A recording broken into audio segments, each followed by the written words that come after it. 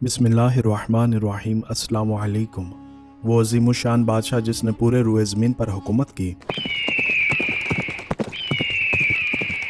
जिसकी हुकूमत के जाहो जलाल के सामने सिकंदर आज़म, चंगेज़ खान और दुनिया के बड़े बड़े बादशाहों की हुकूमत छोटी दिखाई देती है। ना सिर्फ इंसान बल्कि जिन्नात, हैवानात और तमाम मखलूक खुदा आप अलैहिस्सलाम के ताबे थी।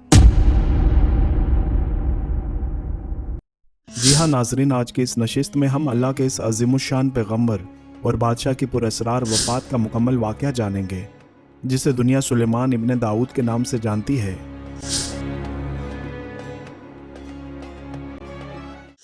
हज़रत सुलेमान अलैहिस्सलाम अल्लाह के नबी हज़रत दाऊद अलैहिस्सलाम के बेटे थे। आप अलैहिस्सलाम बनी इसराइल से ताल्लुक़ रखते थे और अपने वालिद हज़रत दाऊद अलैहिस्सलाम के बाद अनाने हुकूमत संभाल कर बनी इसराइल के बादशाह बने। आप अलैहिस्सलाम अल्लाह के सच्चे पैगम्बर और इंसाफ परवर बादशाह थे। अल्लाह ताला ने इन्हें हफ्त अकलीम यानी सातों बरे आज़मों की बादशाहत अता फरमाई और वो सिर्फ इंसानों के ही नहीं बल्कि तमाम मखलूक़ात के बादशाह थे। चरिंदों, परिंद और जिन्नात वगैरह सब आप अलैहिस्सलाम के ताबे थे। अल्लाह ताला ने हज़रत सुलेमान अलैहिस्सलाम को जितना वसी व अरीज़ मुल्क अता किया, ऐसा किसी जिन्नो बशर को नहीं दिया।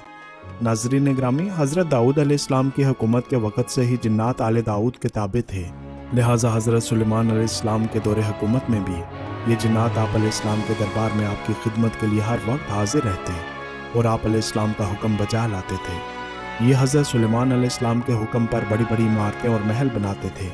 इन जिन्नात में से बहुत सारे काफिर और सरकश भी थे, लेकिन इसके बावजूद वो हज़रत सुलेमान अलैहिस्सलाम के फरमाबरदार थे। इन तमाम नेमतों के बावजूद मौत से हज़रत सुलेमान अलैहिस्सलाम को भी निजात ना थी।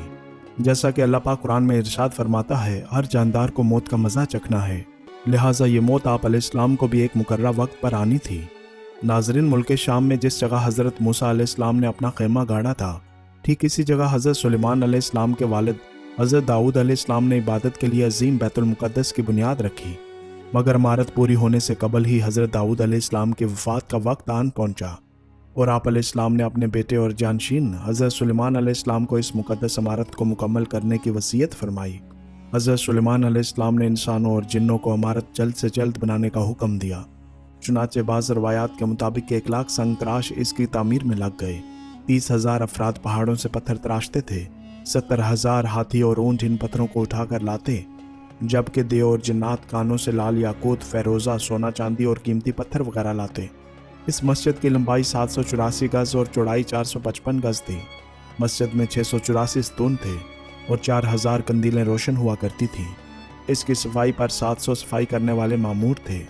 तारीखी शवाहिद से पता चलता है कि अदवाम के इलाकों में बड़ी बड़ी कानें थीं, जिनमें पत्थर और तरह तरह के मादनियात मौजूद थे, जिनको निकालना इंसानों के बस की बात ना थी। इन जिनों में बाज़ गोताखोर भी थे, जो समंदर की तह में गोता लगाकर कीमती पत्थर लाते और हज़रत सुलेमान अलैहिस्सलाम की खिदमत में पेश करते। बैतुल मुक़द्दस की तामीर के लिए भी ये जिन्नात दूर दराज के इलाकों से बड़ी बड़ी चट्टानें उठाकर लाया करते थे और मस्जिद की बुनियादों और स्तूनों की बुनियाद रखा करते। इन बड़ी और अजीम चट्टानों को आज भी मस्जिद अक्सा के अंदरूनी हिस्सों में देखा जा सकता है। हज़रत सुलेमान अलैहिस्सलाम के खौफ से ये जिन्नात काम किया करते थे, यहाँ तक कि आप अलैहिस्सलाम की वफ़ात का वक्त भी करीब आ गया और इमारत मुकम्मल ना हो सकी, तो आप अलैहिस्सलाम ने यह दुआ मांगी कि इलाही मेरी मौत जिन्नों की जमात पर ज़ाहिर ना होने पाए, ताकि वो बराबर इमारत की तकमील में मसरूफ़ अमल रहें और इन सबों को जो इल्म गैब का दावा है वो भी बातिल ठहर जाए।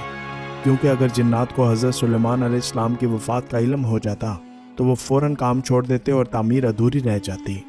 ये दुआ मांग कर आप मेहराब में दाखिल हो गए और अपनी आदत के मुताबिक अपनी लाठी टेक कर इबादत में खड़े हो गए और इसी हालत में आप अलैहिस्सलाम की वफ़ात हो गई।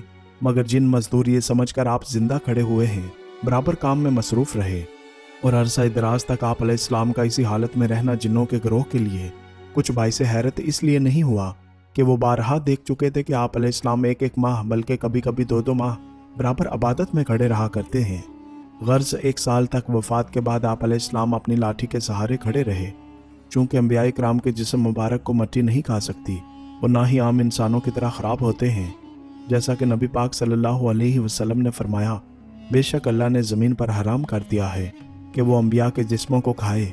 लिहाजा हज़रत सुलेमान अलैहिस्सलाम इसी हालत में वहाँ खड़े रहे, यहाँ तक कि बाहुक्म इलाही दीमकों ने आप अलैहिस्सलाम के असा मुबारक को खा लिया और असा के गिर जाने से आप अलैहिस्सलाम का जिस्म मुबारक ज़मीन पर आ गया इस वक्त जिन्नों की जमात और तमाम इंसानों को पता चला कि आप अलैहिस्सलाम की वफ़ात हो गई है।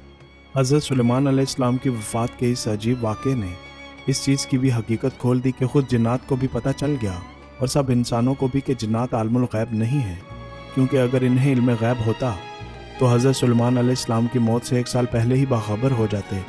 कुरान मजीद में अल्लाह ताला ने इस वाक़या को इन लफ्ज़ों में बयान फरमाया है। तर्जमा कंजुल ईमान। फिर जब हमने इस पर मौत का हुक्म भेजा, जिन्नों को इसकी मौत ना बताई मगर ज़मीन की दीमक ने कि इसका आसा खाती थी। फिर जब सुलेमान ज़मीन पर आया, जिन्नों की हकीकत खुल गई। अगर गैब जानते होते तो इस ख्वारी के अजाब में ना होते।